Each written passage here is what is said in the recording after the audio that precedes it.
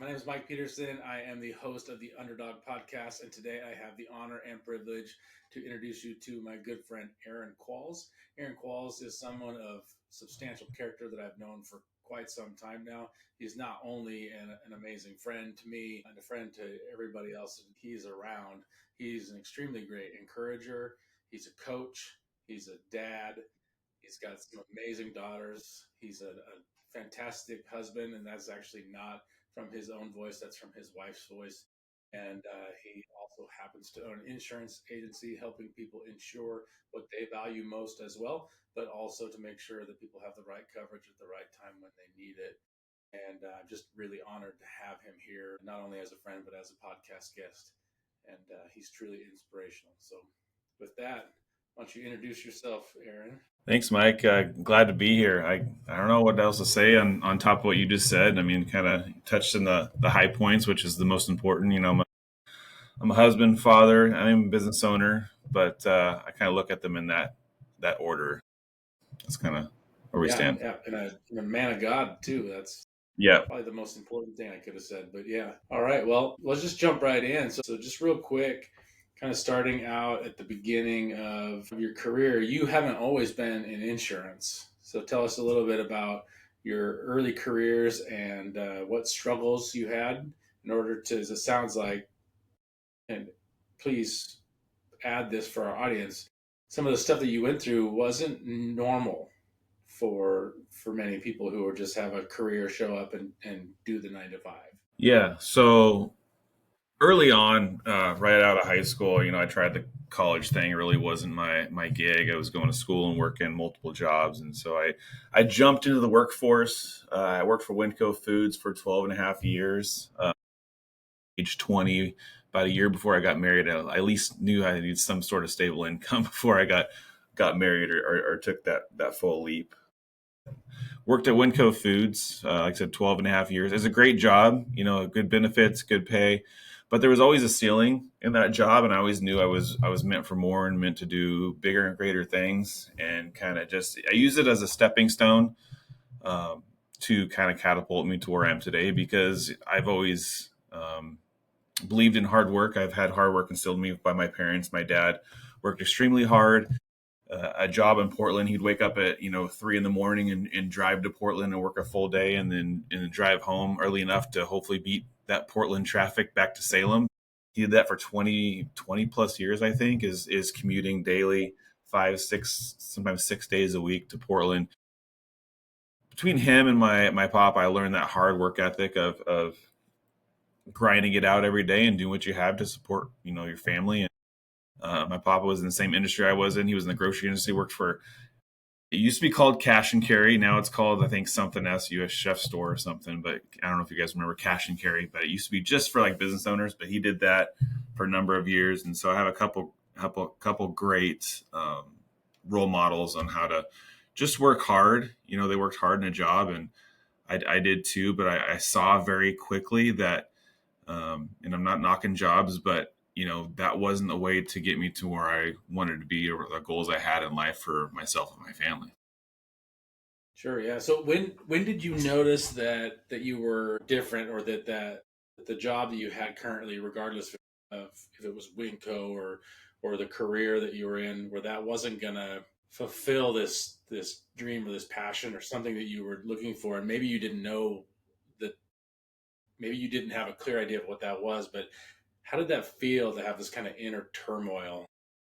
Yeah. So I don't know exactly the point where it's like, oh, I need to do something different. I've always had this just feeling in my gut of, I mean, this is great, but I want more than just throwing boxes in a warehouse. So my parents had done some business ventures over the years. They tried, early on, before even the Dutch Bros and everything, they had their own little, they call it the espresso barn. I got that. I think it was one of the first espresso places in Salem, back where the old Tierra Spas used to be on Lancaster down there, kind of by McKay High School.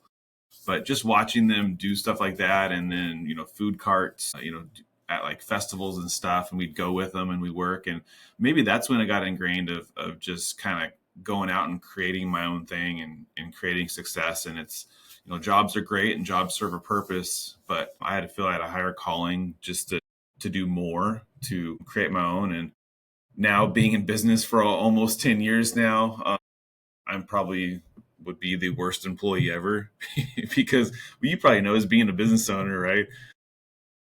I'd probably fire myself every day if I do fire myself every day, every now and then. But it was tough, and just working the 9 to 5.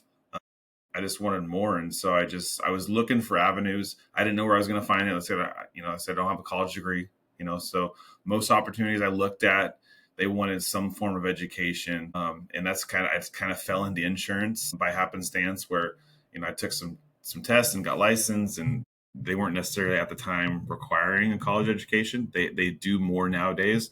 Like I wouldn't even be a prime candidate for what I do now, which is crazy because some of the most successful people in insurance that I know personally are just grinders, hustlers, do whatever it takes. Maybe not the pedigree or the great background of the college education, but just grit, know how to do hard work, not afraid to work, not afraid to do whatever it takes to succeed in their industries. When I started insurance, we had 3 kids. We were living in an apartment. We had downsized, we had scaled our life down so that we can make these changes, so that because we knew that this was a potential game changer for our family to get us to where we wanted to be. So um, we just did whatever it took. Yeah, yeah. I actually want to step back just a little bit in the story, and our audience doesn't know this already, but you actually you had a couple of challenges. It seems like going from being an employee working in a warehouse mindset to learning through some self development, some drive, some push. I would say that it's more like the college of hard knocks than a Yeah, life experience versus a pedigree type degree. Which again, nothing wrong with either path. Choose your hard, right? They're both hard. Doesn't really matter what you do. Um, but you likened it to being crabs in a bucket. I just want you to head back there really quick and just tell us about that mentality, what you went through, what you were doing for self development back then, and then how did that affect you now. But I want our audience to really hear this because this shocked me immensely that you made one of the biggest sacrifices, and you've already preluded to this, but that that most of us wouldn't consider making, and you did it even at a time where you didn't have a completely clear vision, if I'm correct, about where you were going to go. You just knew that there was something deep down that you wanted to achieve. So take us to those two spots, if you yeah. would. Okay. So yeah, going back to when I worked at Winco Foods and wanting more, luckily through my wife, I met a business owner here in the Salem area, and he kind of took us under his wing and opened our eyes to just different business opportunities, selling stuff, and just, but mainly what I saw in him is I saw a guy who poured into people, believed in them, one of the best for them. His name's Phil Kirschman. I think you know him through I do volleyball know. I do know. So and yeah. school and everything. But him and his wife Amy became actually mentors to my wife and I. And what I saw in him and what I see in someone who I want to follow and be mentored by is not just monetary. Does he have a nice house? Does he have a lot of money? Because they do well off. But he was a great father. He was a great husband. He loved the Lord. Personal growth was big on his to-do lists. And so from him I learned that if you want to become something, you have to grow into that role, and not necessarily, it's not going to just be given to you, right? Stuff will be given to you when it's earned. And so I started this journey of becoming a lifelong learner. I started listening to podcasts and success talks, and actually reading a book. Before that, my wife and I joke about this, is I didn't really read. I mean, I had a book report in high school, and I chose the book Clear and Present Danger because I know Harrison Ford had a movie about it. So I actually watched the movie and didn't even read the book, which is so bad. But and I even brought this magazine to my wife at one point. I was like, "Hey, can you read this article to me, or read this and kind of give me a recap what it's about?" Because I just hated to read. But what I found is the most successful people in life are readers. And so, okay, I don't like doing it, but I'll do it. And so through that process, even working at Winco, I started to talk different. I started to act a little different. And I caught some flack for that. I had some really good, I had some friends there, and I was trying to better my life. And I'm not saying they didn't like it, but it turned negative because they started like razzing me and giving me crap about trying to better my life and doing better things for my family. And so I got ridiculed. I got, made fun of. And so there's times it was tough because I would sit and eat lunch by myself and read my book, or I would sit and listen to a successful podcast because I knew what I wanted in life.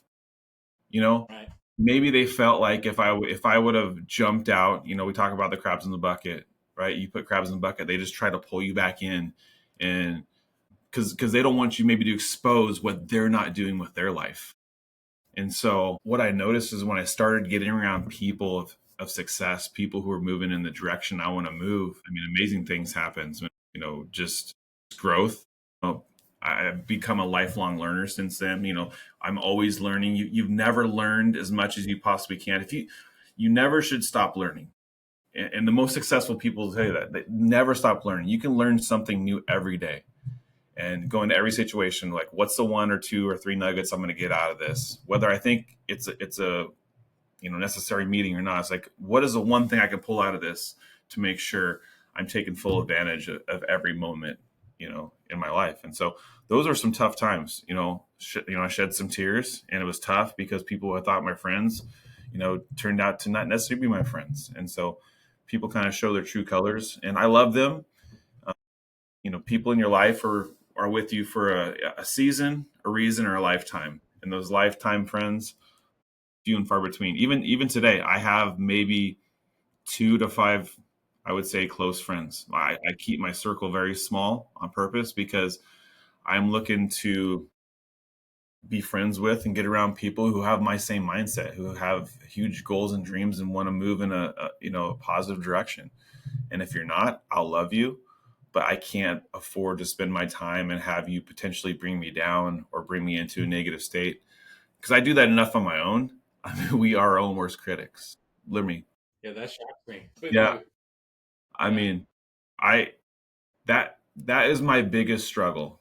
So you want to talk about struggle? My biggest struggle on a daily basis is right between my ears. Is me beating myself up, thinking I'm not enough. I do that every day, and it sucks at times, and it pulls me into these, kind of down spaces at times. But Yeah. I've used I know. self talk to pull myself out of it. And I know we've had a lot of conversations about this similar topic. Mike, is just you know the battle is in your mind. Your mind will lie to you, right? It'll tell you something is true when it's not. You just gotta talk to yourself and say, hey, I got this. I'm gonna crush it today. I'm gonna do amazing things, because the biggest fight I have every single day is me trying not to beat the crap out of myself for something that didn't even really happen. Yeah. Wow.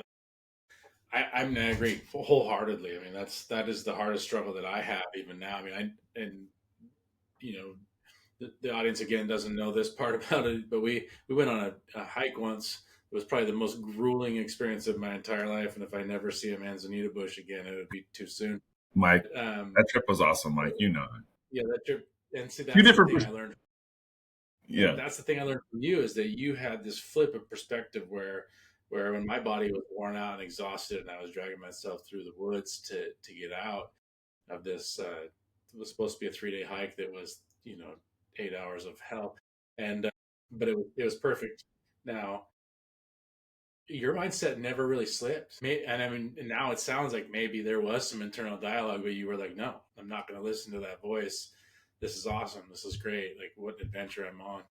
And I really admire that about you. I think I was going to ask you, what do you think some of your keys to success or secrets to success are? And I would say that probably one of them for sure is your ability to kind of kill off that internal critic that hmm you have in some cases and then persevere through that, which is, I mean, absolutely amazing. So really quick, like if you could just give, like, we're all taught to, the society tells us buy a house. The house is your biggest asset. So tell us really quick, like, what you did early on, and then why did you do it, and what were you thinking what were you going to build toward? So after being in business for a few years, one of my wife and I's Stephanie's goals was to be debt free. Right, we wanted to be 100% debt free. We didn't want to owe anyone any money. We didn't want any credit cards, any car loans. And so the fastest way we thought we could do that is we had this huge debt over our head. What's the American dream? Before you get married, you say Yeah, you get married, you buy a house, you have kids. And we did that. We got married. My wife wanted to get a house very quickly because she wouldn't have kids because I'm like, I'm not having kids. So we have a house. We bought a house about sure. 8 months or a year after we got married, and so we bought a house. I mean, it was great. It was awesome. But we did something so crazy that had people thinking like, have Aaron, has he gone off the rockers? Is he coercing his wife and his kids to do something that they don't want to do? Like, we sold our house. We sold our house with two kids. We had two kids, one on the way, and we sold our house, our 3 bedroom house, the first one we owned, and we moved into a 3 bedroom apartment. And believe me, the comments that I heard, the mocking, like, what are they doing? They're getting rid of all their stuff. But people didn't know what they didn't know. They didn't have our goals. They didn't know what our goal was in life, is to be debt free and to get out of stuff that is holding us back. And I saw the vision. My wife saw the vision because we were a team. We had the same one. We dream build together. That's the biggest thing right there. You want to know how I overcome daily battles and daily struggles? It's not me. I mean, I try, but it's my wife. She builds me up. She's our cheerleader. She's the reason why I want to, conquer the world and climb mountains. It's all because of her. They say behind every successful man is a successful woman. It's not always his wife, though, right? I mean, you probably heard that saying as well. But for me, because she's the biggest driver in my life, why I want to conquer and do amazing things is because I want to give her an awesome life. Because she's been a cheerleader. When I didn't believe in myself, she's believed in me. She's never stopped, and I don't know why. I've given her hundreds and probably thousands of reasons to not believe in me, but that's just who she is. She's an amazing person. Through that process of selling our house, the funny thing was, as much flack and criticism as we got for doing that and selling our house, our kids had a freaking blast because we moved into an apartment with a pool. All of a sudden, we go from a house to now we got a pool. It's all perspective, right? Right. It's all how you look at the situation. We were a family. We were together. We were happy. We had a pool. That's all they cared about. It's like, we have a pool now. We can go swimming. That's it. They didn't say, "Oh no, we don't have a house anymore. We don't have a backyard anymore." That's why children are so amazing. They see that the best in things. They see the silver lining. And I think as adults, right, over time, we get beat up so bad by life that we lose that ability, that childlike mentality of, just seeing the best in things or the best in people, you know, Hmm. because life just kicks the crap out of us. Yeah, I think maybe this is this may be too bold to say, but I think maybe as we get older, we start to adopt the rest of the world around us, and it limits our vision of what we think can happen. And then when we're kids, there is no framework of how this works. It could be whatever it is that you want it to be. And so, yeah, I agree. What a gift! What a gift it would be to be able to see the world through the eyes of our children, and that's a good reminder. And that's why the people you surround yourself with is so important, right? Right. So I love watching The Office, and there's this great quote. It's like, what if we knew we were in the good old days right now before we weren't in the good old days anymore? Because we always look back, man, Right. those are the good old days. And I hear that quote, and I was like, man, that just talks about being present, being where your feet are, loving where you're at, loving your journey, the good, the bad, the ugly, and just loving every moment of life and just being present, not always focused on what we had behind us or what happened, because that's exhausting. Is fretting over stuff that we can't change that's already happened in our life, right? And so Yeah. I try to be present as much as I can. I'm not great at it. I'm still working, but just I'd say be where your feet are. Be where your feet are. That is an important lesson. I think a lot of us entrepreneurs, we go through that where, again, you touched on this early on, is that we just know that there's something better, there's something more out there that we have to strive for. And we may not always have a completely clear vision of what that is, but we're constantly kind of pushing towards refining what that vision is.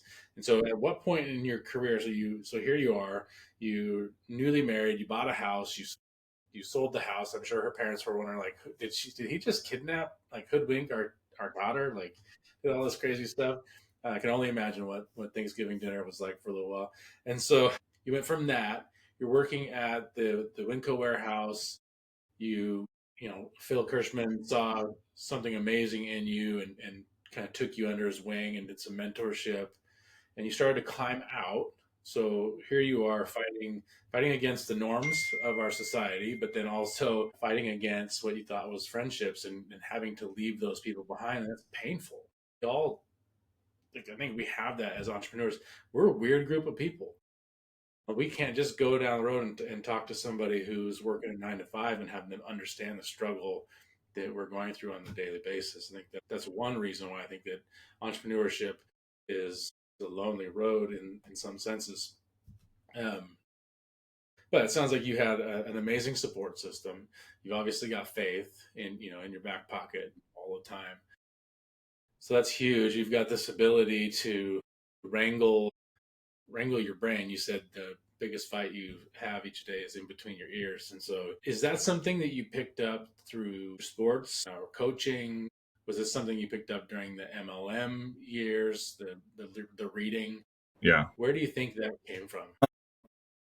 It's just a lot of input. It's all of those. It's reading, it's listening to, successful talks and podcasts and people just telling you to, positive in, positive out. And I'm a firm believer in that, right? What you listen to, if you listen to I call it hoopty music, the bad stuff, bad language. I mean, you're going to talk what the kids listen to nowadays, for the most part. Sure, yeah. You put positive in your brain, it's going to come out of your mouth. And so with that mindset, I heard talk to yourself, be positive with yourself, positive affirmations. I don't do great at it, but it's just little whatever. If I'm working out or running or doing something hard, I just talk to myself and say, you can keep going. Come on, push, finish. Just a little positive. Because when I played sports and I had coaches, they gave that to me, right? So they gave me that aspect and they pushed me and they encouraged me. Now that I coach sports as well, I get to do that to other kids and I get to sow belief in them in hopes that they'll take those lessons and use them not only on themselves, but on other people. Just because it's amazing what happens when you believe in someone or believe in something, right? That small belief and hopefully, teaching people how to believe in themselves, because there's a lot of people who don't believe in themselves, right? Belief can go, a long way. And I believe in the what if mentality of like, what if I can't accomplish this? What if I can't do that? What if I can run this marathon? What if, it's that little notion of like, what if I can do this? This would be really great to add to my story, in the long run. If I lose, it's going to be really sucky. But what if I just do it? What if I can't accomplish this? Yeah, what if we everything that we ever really wanted could happen? What if we didn't get in our own way? That's wow. All right, so at some point in time, because it doesn't sound like you set off to say, you know what, I want to be the most amazing insurance person that there is in Salem. So at what point in time did insurance sort of find you, I guess, and then how did I would assume that the longevity in being in insurance isn't, like, most people probably don't make it 10 years. I'm guessing. Like, that's Hmm. like, there's probably a burnout There's in like that a position. 90% attrition rate at 3 years, I think. So like Yeah. 10% of agents make it to that 3 year mark. So usually they say, hey, if you make it 3 years, hey, you've arrived, you've made it. You're probably gonna be here forever. But I mean, it goes back to, my faith. How I got how to get in insurance. I literally fell into insurance.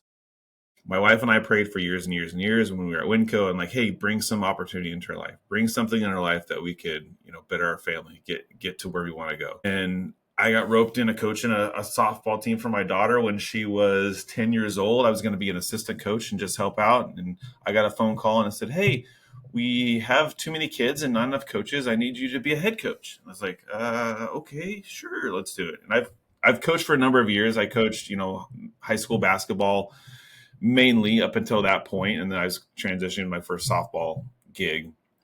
But I just, after that phone call, I was like, okay, let's do it. And I'm a competitive person. I love coaching, and I've learned over the last, I've coached for 25-ish years, 25 plus years. And through that process, one of the dads on the team was, he recruits people in the insurance, and we got to talking, and, kind of everything kind of fell into place. And so I'm like, really, God, insurance? I mean, ask for something, but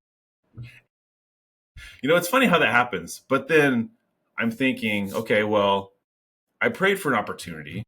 He brought an opportunity into my life. I can't just be like, I don't think so. Not today, God. I mean, this isn't really the opportunity I was thinking of, but it opened a door, and kind of the rest is history, so to speak. And 10 years later, being in insurance, I had no idea it would be insurance, but it is what it is. I get to coach people on a different aspect. I do some sports coaching too, but now I get to coach them in insurance, and how to protect this, how to protect that. What coverage is important and why it's important. And I take that coaching mentality into my insurance practice and say, I know you have these coverages, but here's why you need these other coverages, because XYZ, you're putting this at risk. We need to make sure, because I always tell my clients or people I talk to is, I want to save you money. That's great, and great and good, but my first and foremost, I want to make sure you have adequate coverage in place for if something bad happens. That's our goal, is to hopefully nothing happens, but protect you as if the worst is about to arise. Yeah, yeah, for sure. I mean, so you see people at all stages, right? So they've gone through either catastrophic events, or they're dealing with the death of a loved one, or car accidents. I know from personal experience that you've been my first phone call in several cases when my kids were learning to drive. You get that ability to come alongside them and walk through that with them. I think that's important. Mhm. Yeah, that's good. So how did you survive that first 3 years? Tell us about your struggle and how you overcame that. And if you were to give someone advice right now, there's a little Aaron just behind you at some point in time, sitting there being picked on by his who he thinks are his friends, and insurance is an opportunity for him. What would you tell them? I had a blast. I worked hard. I worked long days, but it's almost like us on that hike, right? That the 8 to 10 hour hike we talked about, where it's like two perspectives. I just had having a good old time. Just I took those work ethic I learned from my dad, my papa, and everyone in my life, and I put that to work. I truly had the opportunity to get paid what I was worth. I saw this post on Facebook. Another good friend of mine, Keith Schooners, who's impacted my life and has been a positive influence with me. And he said, I'm paraphrasing, but it's like, what does commission only mean? It means you get to find out if your boss has been overpaying you or underpaying you. Meaning, right, Yeah, right, because when you go commission only, you find out really quickly if you have not been paid what you should be, or if you've been paid too much. Because I worked my butt off. I've watched agents who didn't work their butt off and made very little, but I was like, okay, I'm going from knowing I'm getting paid every 2 weeks to not knowing I'm getting paid every 2 weeks, and now getting paid monthly. I have three small kids at home. I have a wife. I have bills. They need to eat. So one of two things is going to happen here. I'm going to freaking kick butt and crush it and do whatever I need to, or I'm going to okay, flop. And flopping was not an option. I was like, that's not even an option. Take that off the table. I'm going to succeed one way or another. I'm going to talk to, obviously, as I was my first client. I built my agency from scratch, meaning I didn't buy a book of business. I came in with no clients. I was my first client. My mother-in-law was my second client. My mom was my third, and I just went from there. and I just freaking grind it out for the first 3 to 5 years. I still grind. It's a different type of grinding, but it's laying that foundation early on and working hard versus being like, I'm just gonna have fun and do whatever I want. No, I had big dreams and goals, and I had motivations. Three of them, ages, what, 10, 10, 8, and 6, and then one on the way. The time. Yeah. Yeah. Yeah. So four daughters, just staring down a pipeline. It sounds like it was pretty crucial. And I think this is a mistake that even I would say I made early on is I always kind of seemed to have this contingency plan in my back pocket. And you really did burn the ships, so to speak. You were saying Yeah. the option is to either work and figure out if I have value in the marketplace, and the marketplace will tell you every time if you've got value or not. And that there wasn't a failure option. There was not this secondary option. And in reality, there were obviously it wouldn't have been catastrophic Yeah. if you failed. You just probably wouldn't have been in insurance. You would have been in something else. But That's true. clearly, you made it. Yeah. Clearly, that was helpful for you to have this idea of failure is not an option. hmm And when I got my first when I started insurance, yeah, I had a good start. I worked really hard. But one of the keys to a successful start, not only in insurance, but I think in any endeavor, is I did have a couple months of internship. And so I wasn't quite an agent. I was learning, they go through modules, learn about auto insurance and coverages and different stuff. Because I didn't have a sales background. I went from slinging freight at Winco to Yeah. full on sales. It's people like, you've been in sales. No, this is my first sales gig. I mean, I don't call it sales, but technically is. But what I did Right. for those months of internship is I was an ear hustler. I just ear hustled. I listened to other people who were going through problems. I listened to other people who were dealing with issues with clients and how are they resolving them? How are they doing this? How are they doing that? Learning from other people, how are they approaching situations? Were they successful at it? Could they have done something different? And using that to my advantage, because if someone else is going through it and I can learn from that, it's going to speed up my process and speed up my success even faster. Because if you can learn from someone who's created success and what you want in life, and you learn from them and you duplicate what they're doing, you're going to speed up that process. It's only when we try to do it our own way and say, hey, I think my way's better. You're putting a tire on a car, Mike, right? And you put the lug nuts on and you get it on in under 5 minutes. It's like, well, I don't like that. I think I'm going to try to put the lug nuts on first and then put my tire on because I want to do it my way, right? Why wouldn't you Yeah. follow someone who's already created and laid the foundation and created success and what you're trying to accomplish? That's the key to success. Find people who have done it, duplicate what they've done, and it cuts that time drastically. Yeah. So look at success leaves shortcuts, right? Or hmm is that the phrase? I think success Yeah, leaves shortcuts. yeah, And so if we are humble enough, I think that's probably one of my biggest big, weaknesses early on in my career is yeah. that I was like, I have to figure this out myself. Bless my mom. She told me, you're very capable, but you're going to learn everything the hard way. And I think that I've taken that as a badge of honor, and oftentimes, We all learn the hard way, Mike. We all learn the hard. We're all young, and what I remember, I'm going through right now with my 18-year-old. I try to help her out, but they think they know what they don't know, and so okay, yeah, make your mistakes. I mean, maybe you won't. I hope they don't, but you never know. I mean, I will. We wise up at some point. Hopefully, it's sooner than later because I was the same way when I was 20. I wasn't listening to anybody, man. It was me against the world. still feels that way sometimes. It feels like that every day, honestly. Yeah. Yeah. So if you had to go back, let me just paraphrase this. So insurance, yes, if you're in the insurance field, this is great advice. But I think it's great advice even if you're in any sales environment whatsoever. Is that you said you became an ear hustler, which I think is a wonderful turn of phrase, an ear hustler, where you were literally eavesdropping and listening to and trying to learn as much as you could, not only from the Yep. modules that you were getting, but how can I just become a sponge for the environment that I'm in, and look at it and see it. And then it sounds like your advice is also don't try to reinvent the wheel yet until you've at least put the wheel on the car and drove it a little bit. Yeah. And once you've got some experience, you can decide, hey, this doesn't fit with me. I need to adjust something. And so Yeah. and Just then little tweaks, you little tweaks. started with your circle, your close circle, right? Mom, you, friends, family. That's how you started to build your base and get some momentum. What have you done cold calling? Oh yeah. I hate cold calling. Yeah. I mean, if we're gonna be out, yeah, cold calling.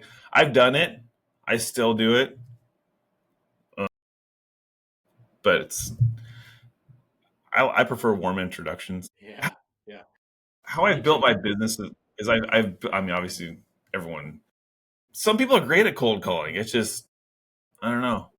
I mean, how I built my business is my philosophy is if I treat my clients right, if I give them the best level of service I possibly can, and I'm not perfect because I drop the ball from time to time. It happens. It's life. We're all human. But if I give them the best service I possibly can, if I help them out, if I solve a problem for them, if I give them the coverage they need, hopefully a good price, they're going to refer me friends and family.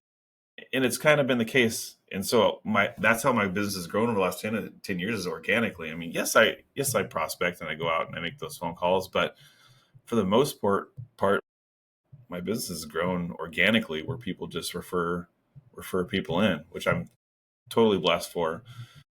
But yeah, cold calling, it's fun, it's stressful. It's only stressful if you don't do it.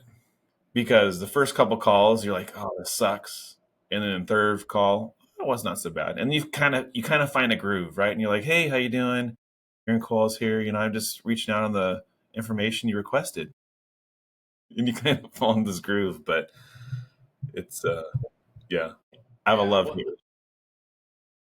what other tricks did you pick up that would be helpful for the audience if they're in insurance or in any kind of sales position and they want to grow?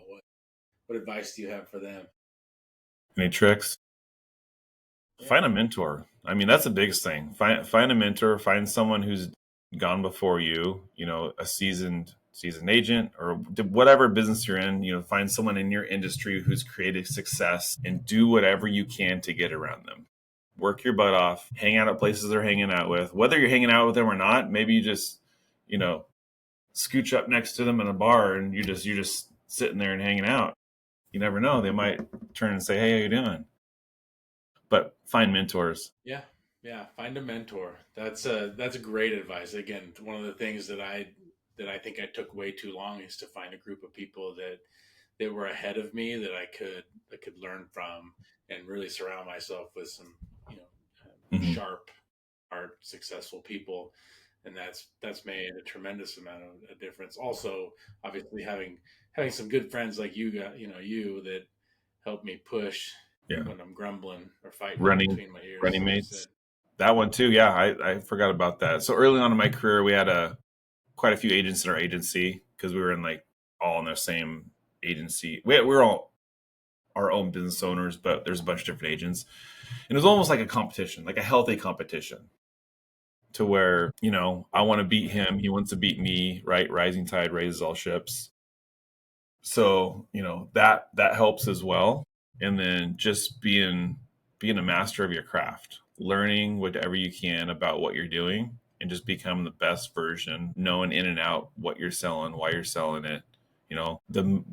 The most successful people, or if you want to be a successful person, all you have to have the mentality is like, what problem can I solve? Be a problem solver.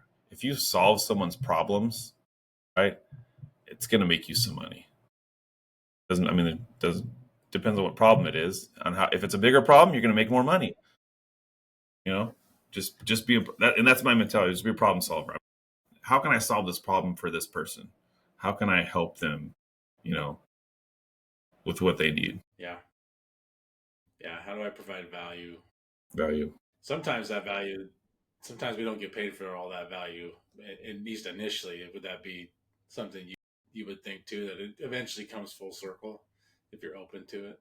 It does. You're right. You don't always get paid because there's times where I have a phone call. It's like, hey, your rate's better than anything I can do for you, but here's my recommendation. I would go back to your agent. You need to increase your coverages. Here's why: you're severely underinsured. It's probably still going to be better price, but if I were you, this is what I would do for my family. I would do X, Y, and Z. Yeah. And I mean, there's been a number of cases where I haven't been necessarily compensated for it. I mean, it comes around eventually, but it's just being a good human, being a good person, wanting the best for people, and not always having the commission breath on like, I'm not going to help you unless I make some money off of it. That's the wrong mentality to have. It can be pretty short, a little short sighted sometimes if that's what you need to have Yeah, out of it. If it's yeah. purely transactional, yeah, I think that makes sense. We're all in the people business at the end of the day. So, quick question. So, we've heard about the struggles. We've heard about kind of how you overcame those. You had a support system. You've got some good things in place now. What are you struggling with today? Mm. Being 10 years in, what Today, could you use help with? Yeah. so what am I struggling with today? That's a great question because like the struggles I deal with today is probably getting back to what I was doing early on in my career, early on in insurance, meaning everything I did with meeting with people and connecting and building relationships. I did that early on. Referral partners; those were huge in the early days.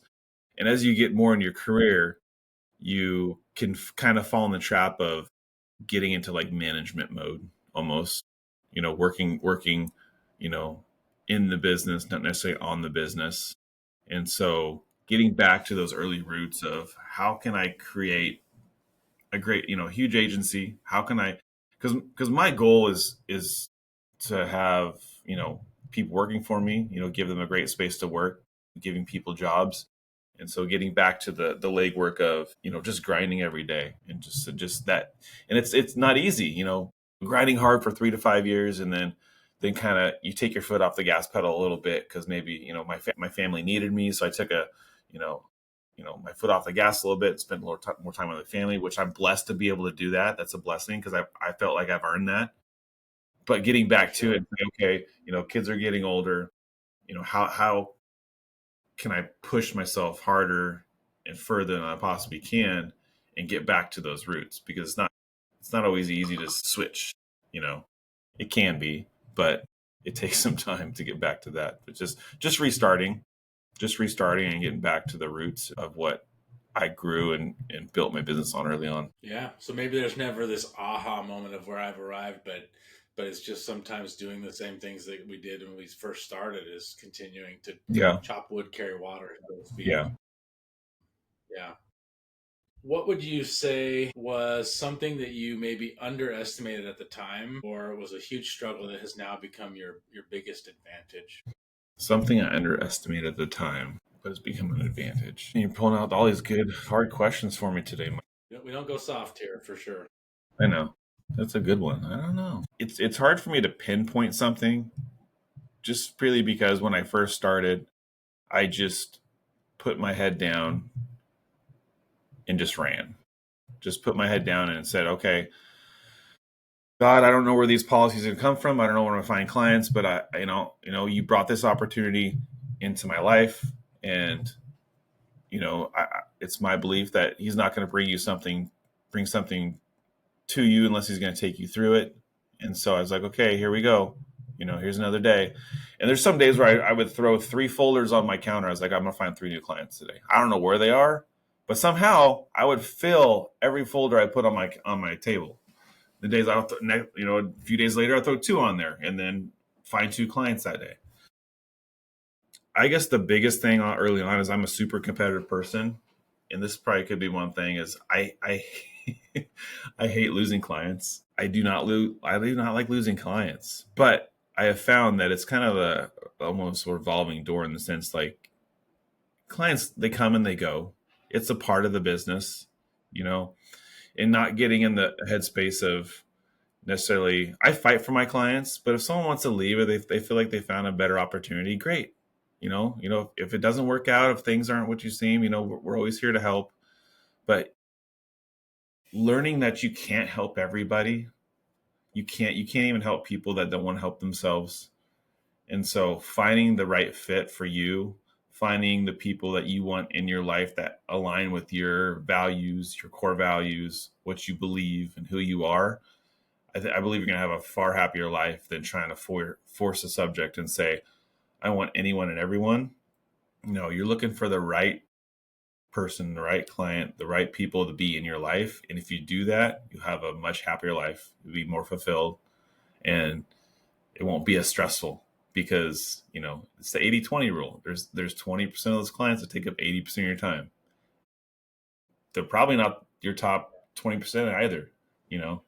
And so when I lose a client, it's like, okay, it's meant to be. Cause then I lose a client and one comes in the door after they're gone. So it's like, okay, it'll evens itself out. Yeah. Yeah, that's actually a struggle that I have constantly as well. When a client leaves, I take it really personally in the sense that I just want them to win and I want them to be well off. So in final closing, I just have a question for you. If someone out there is sitting in their lunchroom alone, feeling like they're being ridiculed or feel a little bit like an outcast or a weirdo, what would you tell them in that moment Mm. so they can start changing their own story? Someone in that situation who feels like, man, I'm an outcast, people don't understand me, people know me. I would tell them, congratulations, you're in the right spot. Because in order to create anything in life, anything of, value, success, anything amazing, to do amazing things, you're going to have to step out amongst the crowd and be alone and learn that it's okay and just move forward. I would say just fight. Just fight. Just keep fighting because it will happen. Peaks and valleys. You feel like you're in the valley, but if you keep pushing, all of a sudden you're at the top of the next peak and you're looking out, and now you're down in the next valley. Life is full of peaks and valleys. And I would tell that person just to keep fighting, keep pushing forward. If you feel like everyone thinks you're crazy, you're probably on the right track, and just keep pushing forward. Yeah. Success is crazy, man. You gotta be a little off to do anything great in life. You gotta be a little nuts. They don't believe in you, fine. Believe in yourself. That's all that matters. Because you, your family, that's the only thing that matters. Everything else outside that holds no weight. That someone else thinks of what you're doing in your life. Yeah. So don't be afraid to be uncomfortable is what I picked up. If two roads diverge in the woods, take the one less traveled is what I remember that being. Well, hey, Aaron, it's been an absolute honor not only to be your friend, but to have you on the podcast. I learned a bunch about you that shame on me I didn't know even previously, which it's good. It's just a testament to how deep you are as a person that we could not ever do your story and your journey justice in an hour in this. And I hope that our listeners also pick up on that. If you have a moment and you're thinking you want to have a conversation about insurance, or maybe you're going through something in life that you think Aaron would be a good mentor, I would challenge you to reach out to him. I know you can do that at quallsinsuranceagency.com. If I know Aaron well, he'll be quick to come alongside you and just walk you through whatever journey you're in.